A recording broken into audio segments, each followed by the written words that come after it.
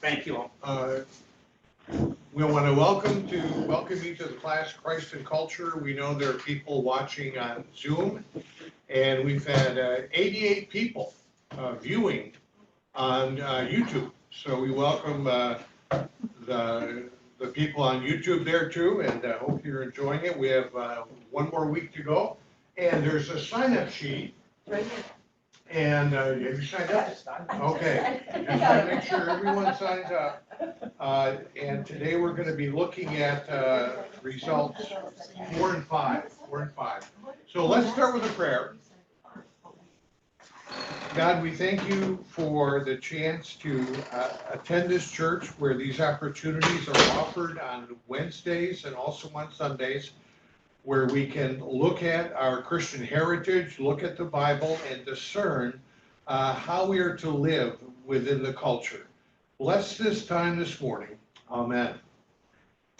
Okay, there are sheets out in the hallway for the previous sessions. We have one more to go. Next week is the last wrap-up week. Today we're going to be looking at the Christ and Culture and Paradox, and then also Christ the Transformer of Culture. And so these are very, very relevant today. And we had a good conversation with Lee beforehand on some of the things going on with your daughter and son-in-law, right? And so this is very, very relevant to many of us and our families, because we live in an age at a time when people are using the Bible to promote their point of view. They're selecting certain verses and passages and lifting them up and saying, well, the Bible proves what I believe, and then they'll quote from the Bible. Well, we've got 5 different groups that can all use the Bible to prove their point of view. And so that's the advantage of meeting together for 5 weeks here and saying, okay, well, let's take a look at what these writers say. Again, this is the classic book, Christ and Culture, right here. And in here, he goes through 5 historic responses that Christians for 2,000 years have had to the surrounding culture, whether that's the Roman Empire, whether it's the Middle Ages, or whether it's today. So I find this very, very interesting and helpful to try to sort out, well, what's going on today in our country. And all of these people are using the same Bible, but they have different conclusions and they have different arguments, but it's the same Bible. So hopefully we can get some idea of how this pieces together. Now, today, this is the 4th response. And again, at the top of every week, you've got all 5. If you haven't been here, we've got copies out there in the hallway. You can pick these up. And next week, we'll summarize all of it. Next week is the big summary of it all. And then we have the kirking of the tartans, right? That is next week. Yep. We'll make sure you get out early enough to get a seat, because I never want to miss the kirking of the tartans. I haven't missed it in 5 years. I don't want to miss that, so that'll be fun. We are looking at the response number 4, which is the dualist Christian, and that tends to be a Lutheran point of view. And then number 5 is the conversionalist Christian, which tends to be a Reformed Calvinist point of view. So for me, this is kind of home turf, looking at what the Lutherans believe and then looking at what the Calvinists believe. Last week, we looked at more of a Roman Catholic understanding of the church providing the model in heaven, which comes down and informs how human society should work. So the church is kind of like a referee or a guide saying, okay, you should do this, or you should do that, you should do this. Now, we're on more Protestant turf. What was 1 and 2? What's that? 1 and 2. We're on, yes. Yeah, what was 1 and what was 2? Yeah, but that's right at the top. That's right at the top. No, I'm saying, if Culture. 3 was Catholic, what was number 2? The Christ out culture, that would be basically liberalism. that Christ kind of merges with culture. And number one. Number one, that's more of a traditional Baptist fundamentalist point of view. Though we're talking with Lee before the class, that's kind of changed a little bit now, and hopefully we can talk about that when we get to number 5. So I hope you find this book interesting. You know, hold up your book. What do you got, Paul? This is the original one. That's the original one. I thought I was going to bring mine this morning to show Paul, but mine's literally falling apart. Mine's falling apart, so I had to buy a new one. But that's what it originally looked like. You know, I tell you, man, I'm impressed, Paul. I'm impressed. But what you don't know is he got that book for like $1.70. Oh, you're calling on. All these secrets get revealed. All these secrets get revealed. Thank you, Robert. You know. Let's take a look at response number 4. This is the dualist. Now, there are a couple of Bible verses here, one from John and one from Romans 3. Who'd like to read the John 7:43? Everyone know where we are on the sheet? Everyone know where we are? Let's take a look at the biblical foundation for this point of view. John 7:43. Okay, Lee. So there was a division in the crowd because of him. Some of them wanted to arrest him, but no one laid hands on him. Okay. Oops, wait a minute. Oh, the 43 is just, so there was a division in the crowd because of him. Well, I mean, so for both of them, you can read. That was the Gospel of John. Is that what Correct. we're looking for? Yeah, the Gospel of John, yeah. That was 743. Yeah, one of the themes of the Gospel of John is that over and over again, Jesus, when he speaks or heals, creates a division in the crowd. And I am a big fan of the Gospel of John. I have studied it a great deal. I always enjoyed reading the Gospel of John. And that's one thing that stands out to me, that not everyone was happy when Jesus healed somebody or Jesus preached. Not everyone was happy and joyful and said, oh, I want to be a disciple. No, over and over again, John stresses there was a division in the crowd. And I find that very, very interesting. There's a division in the crowd. And so Jesus offended some people. We don't normally acknowledge that, but what Jesus said, what he preached, what he did, when he cast out demons, some people said he cast out demons by the prince of demons. You know, so they're saying he's in cahoots with the devil. So there is a division here. Now, this goes along with what Niebuhr says in Christ and Culture in Paradox, or Dualism, that there's a division. And in the world, you have those operating in culture, and then you have those who are followers of Jesus Christ who tend to be in the church. So any questions on John's theme of the division?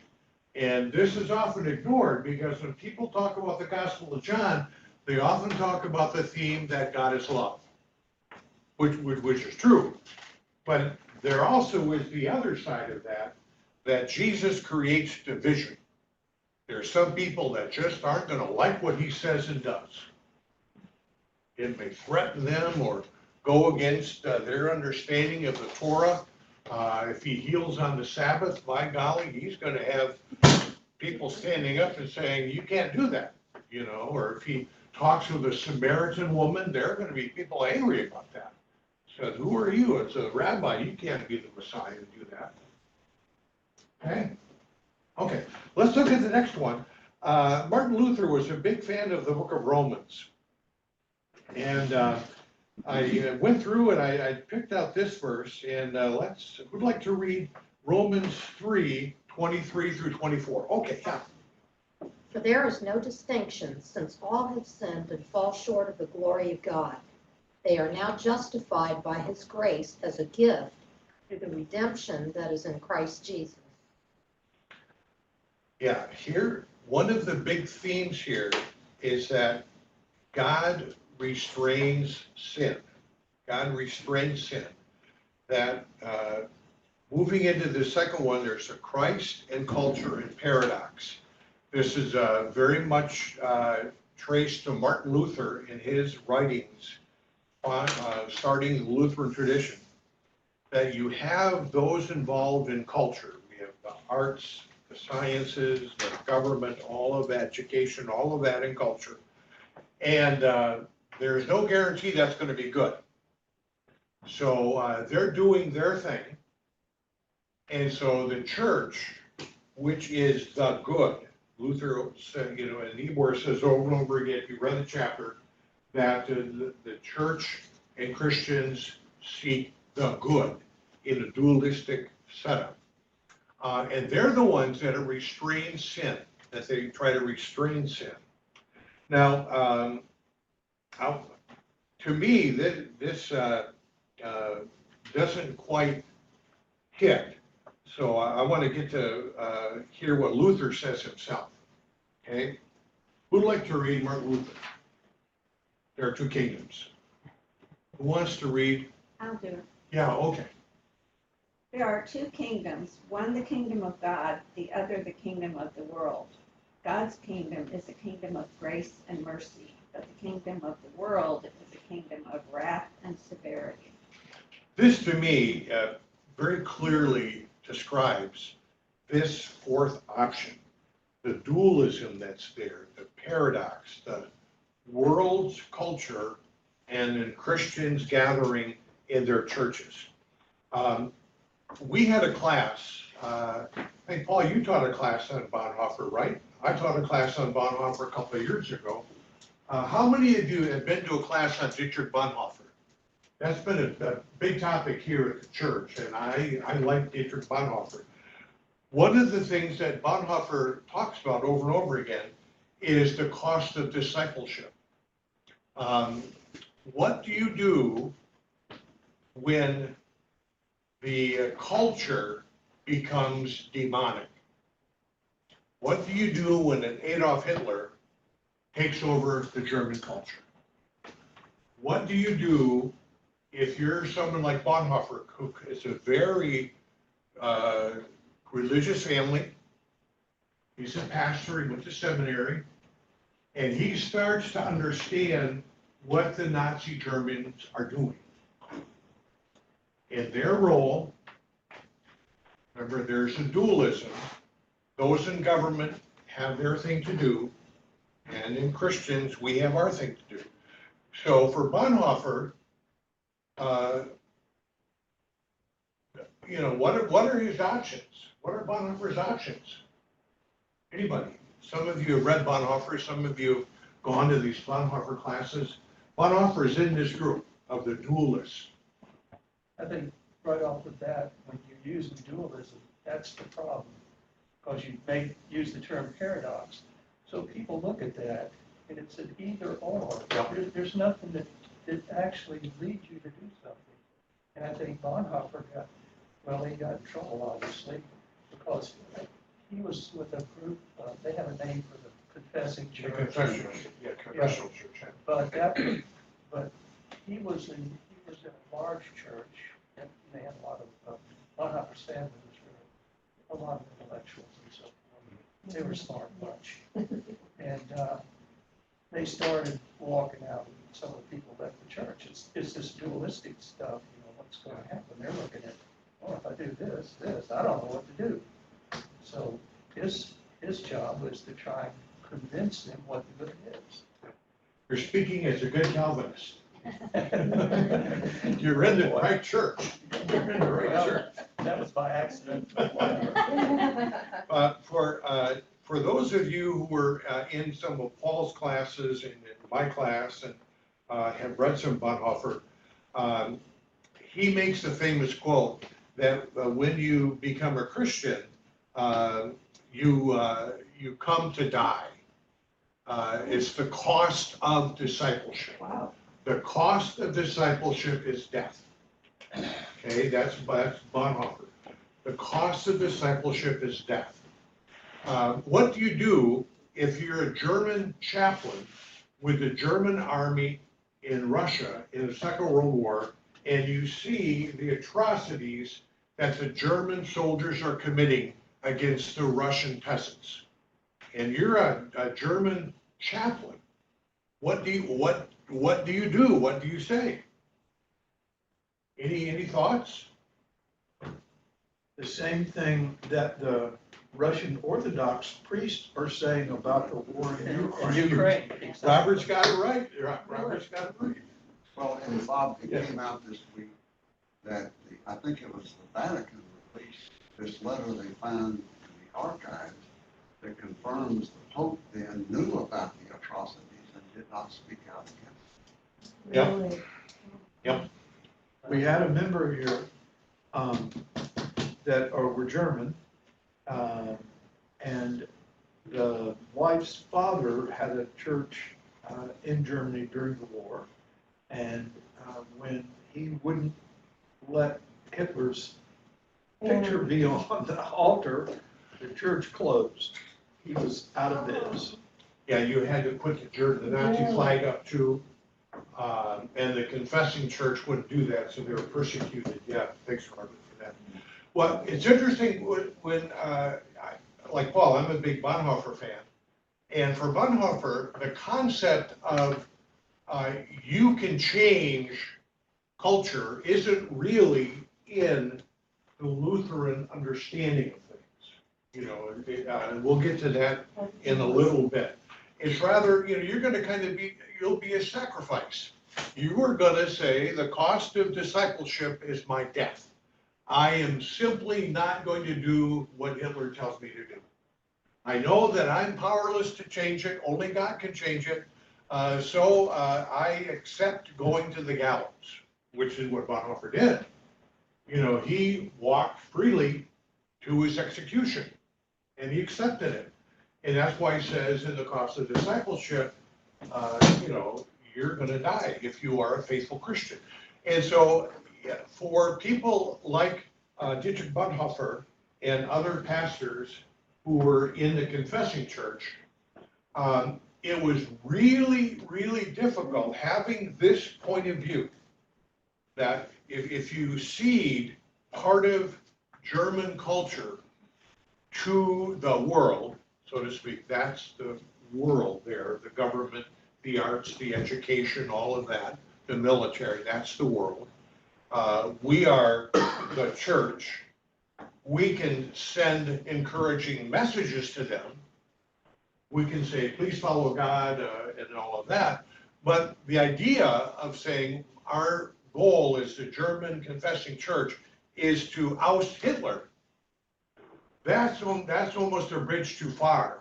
That's much more Calvinistic, where you can change the culture. This is more like, well, if God's given us this, and we don't go along with it, we may sacrifice ourselves. But that's what the early Christians did, right? The early Christians said, we're not going to go along with offering incense to the Roman emperor. So what happened to them?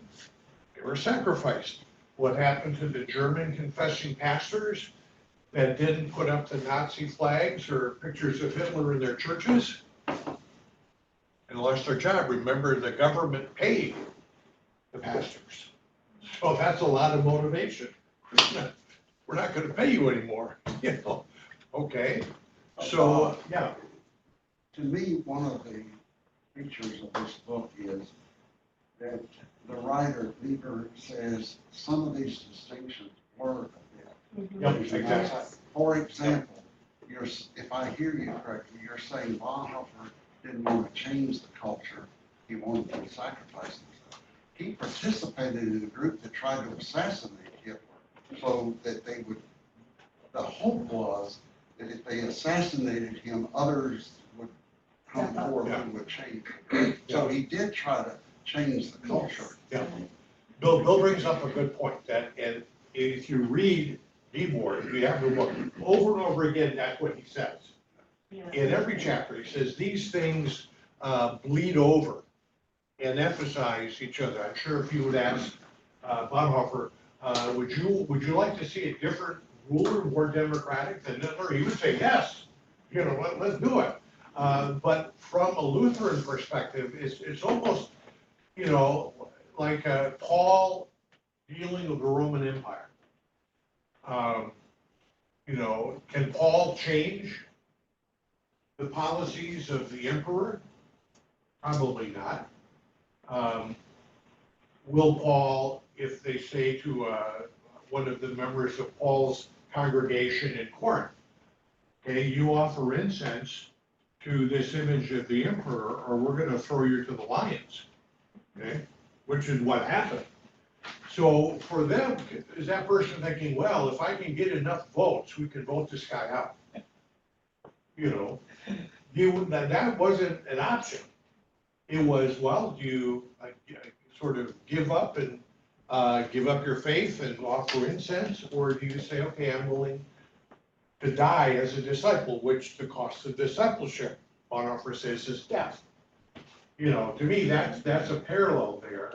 Though, as the church became more accepted, that opened other options for Christians, that they could influence what the Roman government was doing, whereas before they couldn't.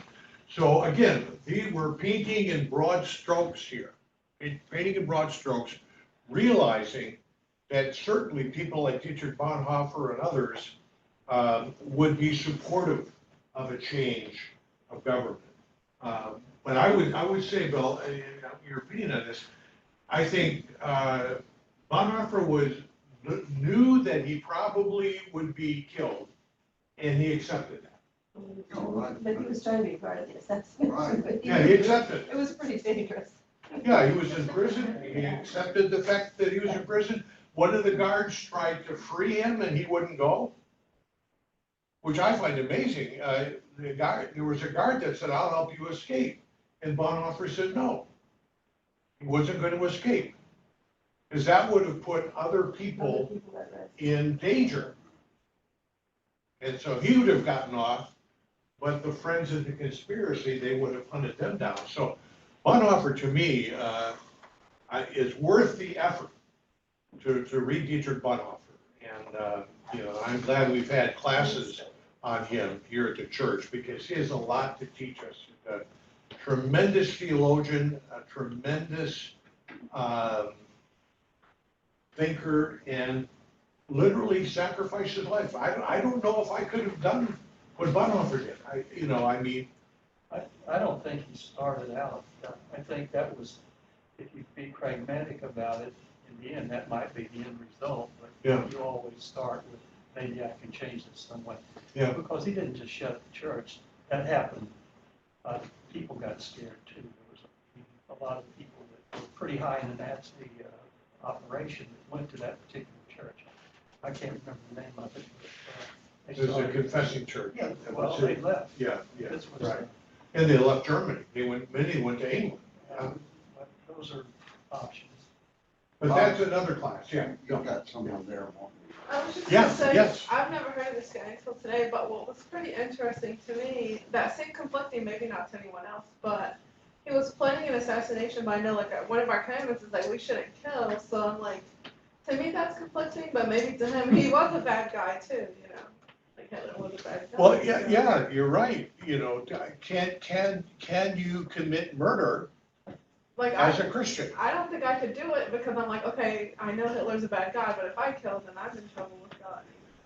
Yeah, and there's a big thing in one of his sermons where if the Gestapo knocks on your door and asks if you're hiding a Jew, and you are, what should you tell them? Yeah. That is a powerful sermon that Bonhoeffer preached, and he said, Bonhoeffer said, I would lie to the Gestapo because they are not worthy of the truth. Interesting way of surviving or trying to be a Christian in a very demonic culture. And there are no easy answers.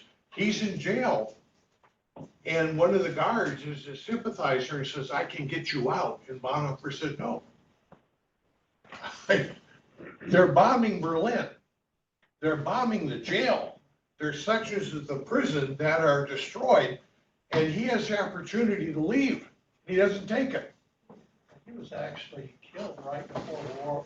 Oh, yeah. Shortly Weeks thereafter. before the war ended, Bonhoeffer Yeah, was killed. Bob, if I may quickly say Yeah, a couple sure. things. In my reading of Bonhoeffer, I've yet to read a clear explanation of how he transitioned to supporting the assassination. Maybe there is one.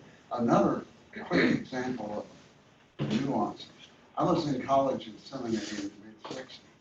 In seminary, Columbia Seminary, a Presbyterian Reformed seminary. Yep. Some of us were active in the civil rights movement. Yep. Others, Nobody. nobody, Columbia. yeah, nobody was in favor of segregation. The argument was, is that the business of the church to change the culture? Some of us marched in demonstrations and said, others said, no, there's a That's term very, of very spirituality. Lutheran. And yet we are all in a All in that reformed first- Correct. modern day seminary. Correct. There was tremendous tension Oh, yeah. over whether or not that was the work of the church to try to Yeah. change culture. Yep, you're exactly. Good. Thank you for sharing that, because it's very, if you know what John Calvin did, and my wife went to Calvin College, she's always telling me how great Calvinism is. And my father-in-law graduated from Calvin Seminary, so I know Calvin is a great guy, and he tried to reform Geneva, and, you know, it's a tremendous, So good at kicking him out. He kicked him out. He paid the price. It's not so bad, get him back, you're worse off. He paid the price of his faith. But, yeah, it's a different understanding. Just like at the seminary, you know, in a way, it's safer to say, well, the church has its role and government has its role. And that's kind of, to me, kind of a safer way of dealing with it. And I think Bonhoeffer wrestled with that. How far can I go? You know, and do I accept murder? Do I accept a plot to murder Adolf Hitler? How do I deal with that?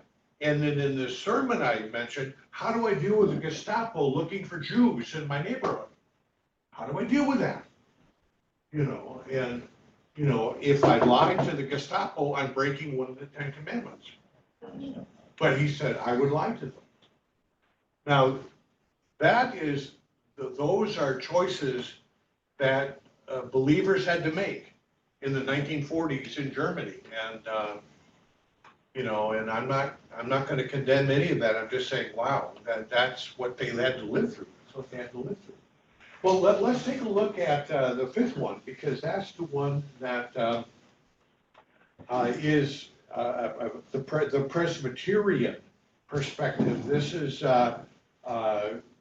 Christ transforming culture. Christ transforming culture, the conversionist model. And if you were here earlier, Lee and I were talking about the differences in the 1950s with that and the differences today, which hopefully we have time to get to that, because that has changed somewhat with Jerry Falwell and moral majority sort of taking over that point of view, which causes a tension with us as Presbyterians. But let's take a look at this. Who would like to read Colossians 1, 16 and 17? Anyone like to read that for us? Okay, John. For in him all things in heaven and on earth were created, things visible and invisible, whether thrones or dominions or rulers or powers, all things have been created through him and for him. He himself is before all things, and in him all things hold together. Great, thanks, John. This is Paul in Colossians, and clearly affirming that all of creation, whether you have the arts, you have the sciences, you have the people that govern. Remember we talked the first week about politics, and politician comes from the Greek word for governing. You're involved in politics. Ideally, you are involved in governing, and you work with other politicians to govern for the well-being of the city or the county or the country or whatever. That's the ideal. And here, Paul writes that that was all created by the same God. And so we don't have time to get into that, but there is some heresy in the early church where you have some very influential, now we call them heretics, then they were called theologians, saying that there were two gods, and you have a good God and you have a bad God. And we worship the good God, but there is a bad God. And the bad God created the material world and the governments and all of that. We now call that view heresy. But back then, those were just opinions. You know, again, our perspective living now, we can say, okay, well, there's only one God, and he's a good God. And that good God is who we serve and we love. You know, but back then, you could say, well, you know, there are other ways of looking at the Bible. So there's a lot of water that's going under the bridge here. Now, let's get to what Niebuhr says, because I don't want to run out of time here. We got a couple of quotes from Niebuhr on this, and who'd like to read "They Believe Also"? It's good to hear these different voices reading. And a lot of good readers, yes. They believe also that such culture is under God's sovereign rule, and that the Christian must carry on cultural work in obedience to the Lord. What distinguishes conversionists from dualists is their more positive and hopeful attitude toward culture. Okay, very good, very good. This is very important. The more positive view, as Presbyterians, as Calvinists, we tend to see that culture, the authorities are created and get their power from God. There is no break between good people who are in the church and bad people who are governing. There's not that break. There's a Calvinist understanding that we're all in this together and we have agency. We have agency, and people in the church can choose to do good things, but people in government can also choose to do good things. So every human being has agency, and we will be judged by what we do with that agency. We're not going to get into predestination. That's a whole other class. We're going to deal with that. But we'll just say we're responsible for our agency. This is very Calvinistic. If you're serving as the mayor of a city, God is looking at how you govern that city. And you're responsible, not just to the voters, but to God on how you govern that city. That's a pretty powerful Calvinistic understanding, very Presbyterian understanding. Helen mentioned Calvin in Geneva. What did Calvin do in Geneva? Well, I mean, I'm not an expert, but he did take care of even the garbage and all of that kind of stuff. He was but if this is true, then I, as an agent of God, have my own realm where I am an agent to do the best I can. Correct. To carry out God's mandate for the area that I'm responsible for. And so this is an interesting thing as a teacher in the public schools nowadays, where there are some challenges to omit part of what right? And you know, as a good, I'm not a good Christian, but as a follower of Christ and wanting to do what's right, and we were just talking about this, it's in the paper again today, the front page. Front page. Do you stand with what you know is right, teaching history the way it's right, as it happened? Or do you just conveniently omit it and hopefully find out some other way, or it didn't happen, or whatever? Yeah. And slavery was job training. Yeah, I, right. I don't even want to repeat some of these things because, Career you know, advancement. nothing is clear. And I'm just saying, you know, there are different, and inclusion. Yep. Yeah. Well, this is a The whole- struggle for dualism. Yeah. You've got two choices, but, and nothing in between. Let's take a look at sovereignty. Martin, can you read that last one, Martin? John Calvin, John Calvin? Yes. He looks for the present formation of all life by the gospel. His insistence that the state of God's minister not only in a negative fashion as restraint of people, but positively in the promotion of welfare. His emphasis is on the actuality of God's sovereignty. I underlined that and circled it. It's on page 227 in the book here. It's really a good summary, and it introduces the word sovereignty. If you're going to describe what we believe as Presbyterians, as Reformed, as Calvinists, don't use the word predestination. Use the word sovereignty. God is sovereign over all aspects of his culture. That is the core of what it means to be Presbyterian. Am I saying something correct, or what do you think, John? I would agree with Good. Want to make sure that I'm, there's no heresy. you know, I don't want to be involved, I don't want to be involved in heresy here. I want to be involved in heresy.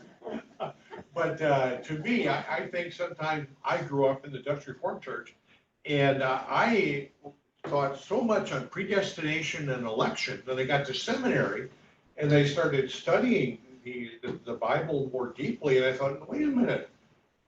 Calvinists believe in God is sovereign, God's in control. And that's the genius of our heritage. That's the genius.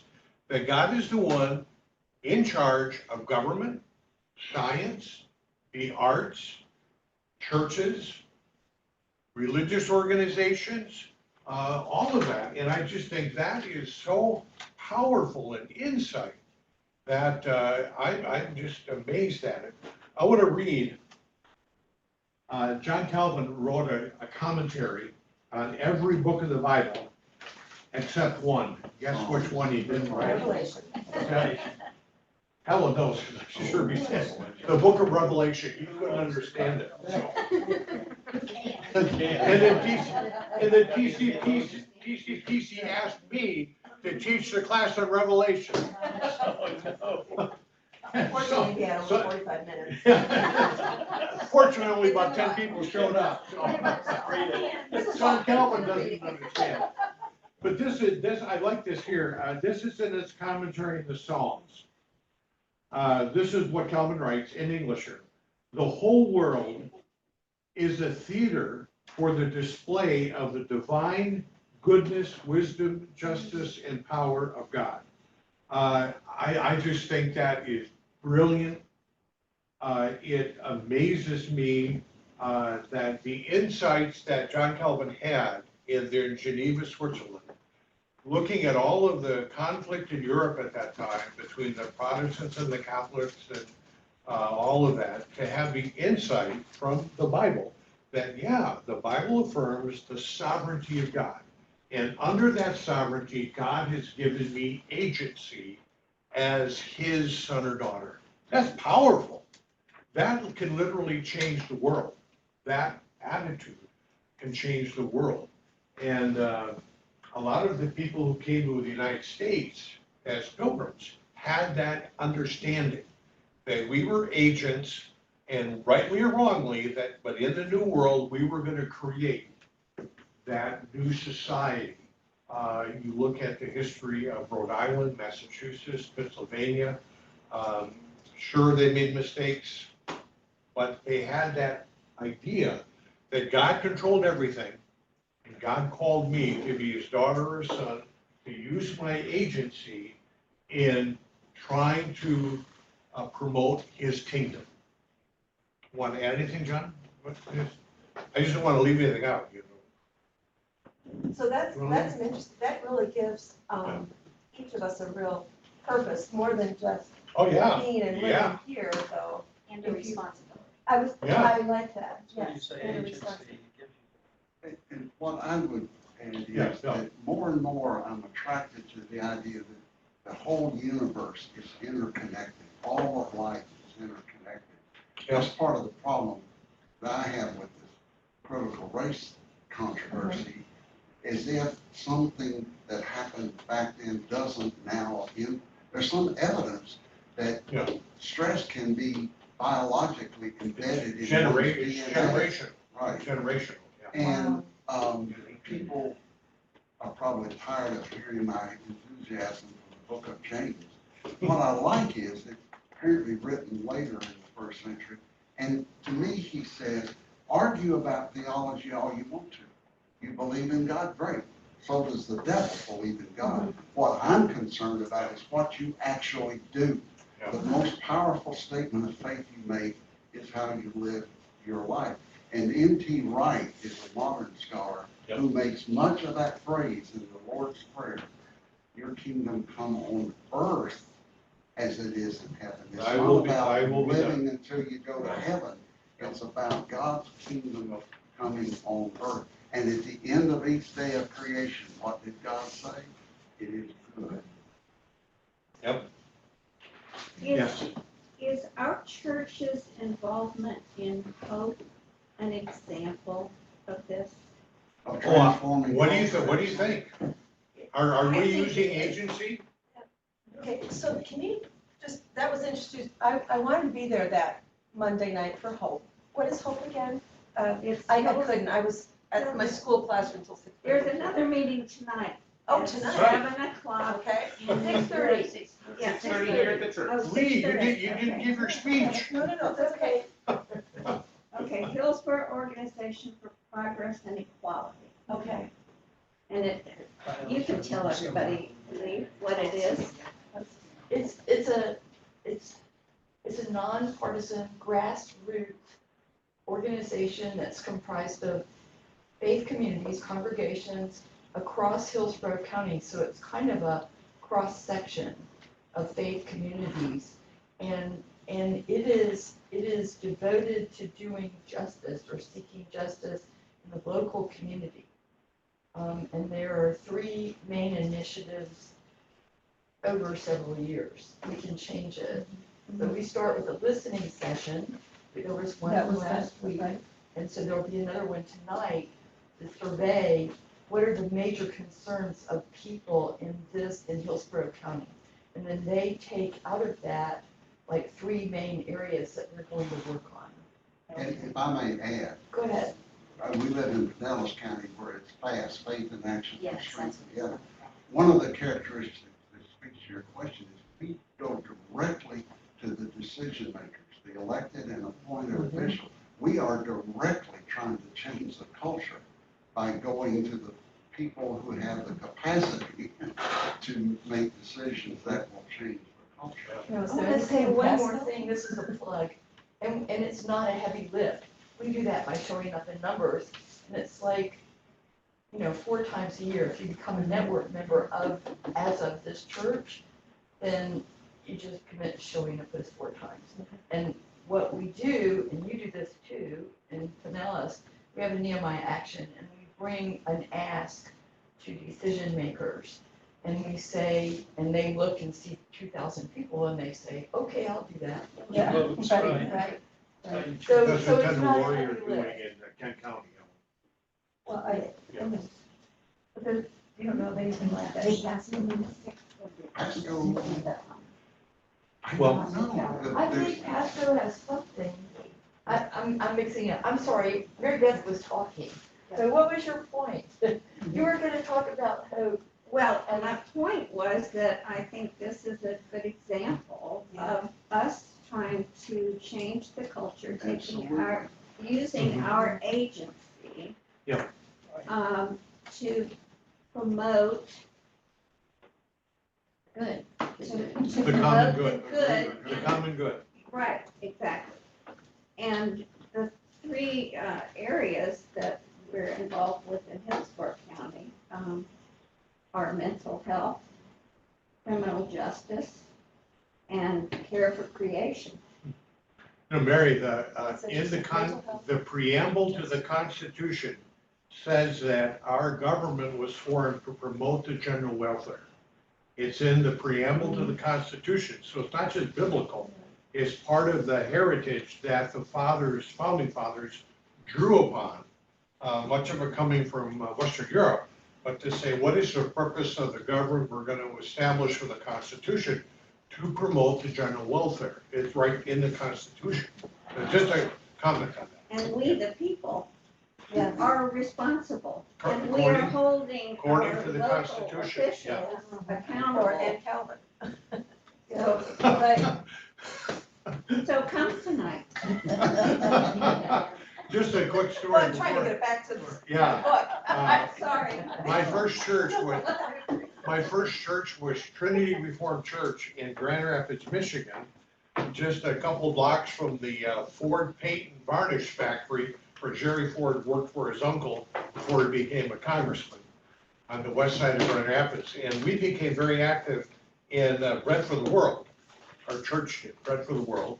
And because of the Calvin College and Calvin Seminary being in Grand Rapids, Michigan, there were a number of very, I would say, active Calvinists, active Christians on the local, state, and national level from the Grand Rapids area. And if I mentioned names, you would recognize some of them. And so Bread for the World was offered an office in our church building, just like you offered Young Life, I think, had an office here. And Bread for the World had an office at Trinity Reformed Church. And so we had people use that part of our building.